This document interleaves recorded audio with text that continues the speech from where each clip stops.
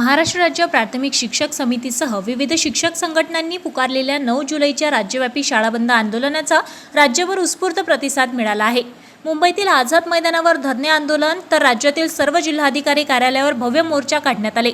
अमरावतीतही जिल्ह्यातील जिल्हा परिषद, महानगरपालिका आणि नगर परिषद शाळांतील शिक्षकांनी शाळा बंद ठेवत इरविन चौक ते जिल्हाधिकारी कार्यालय असा मोर्चा काढून शासनाविरोधात जोरदार घोषणाबाजी केली आहे।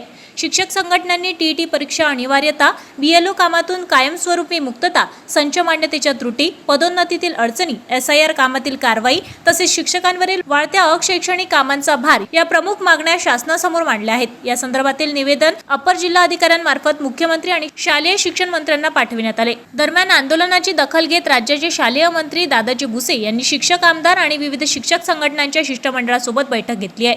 बैठकीत 2013 पूर्वी सेवेत रुजू झालेल्या शिक्षकांना टीईटी मधून सूट देण्याबाबत शासन सकारात्मक असल्याचे तसेच बीएलओ कामातून शिक्षकांना कायमस्वरूपी मुक्त करण्यासाठी उपाययोजना करण्यात येईल असे संकेत दिले। याशिवाय संच मान्यता धोरणात आवश्यकता बदल, सेवा ज्येष्ठतेनुसार पदोन्नती, 100 पटांवरील जिल्हा परिषद शाळांना मुख्याध्यापक पद मंजूर करणे तसेच इयत्ता 6वी ते 8वी शिकवणाऱ्या शिक्षकांना पदवीधर पदांच्या प्रश्नांवरही सकारात्मक निर्णय घेण्याचे आश्वासन शिक्षण मंत्री यांनी माहिती शिक्षक संघटनांनी दिले आहे। अमरावतीतील मोर्चांमध्ये किरण पाटील, गजानन चौधरी, सुभाष सहारे, जयानंद पवार, शैलेश दहातोंडे, मनीष काळे, सुरेंद्र मेटे, राजकुमार खरचांद, राजेश गाडे, प्रमोद कडू, सुनील केने, गजानन मोरे, अनिल कोल्हे, राजाभाऊ राजनकर, वसीम फरहद, प्रभाकर झोड, संदीप देशमुख यांच्यासह विविध शिक्षक संघटनांचे पदाधिकारी, शेकडो शिक्षक शिक्षिका सहभागी झाले होते। शासनाने लवकरात लवकर ठोस निर्णय न घेतल्यास पुढील आंदोलनाची दिशा ठरवण्यात येईल असा इशाराही शिक्षक संघटनांनी दिला आहे।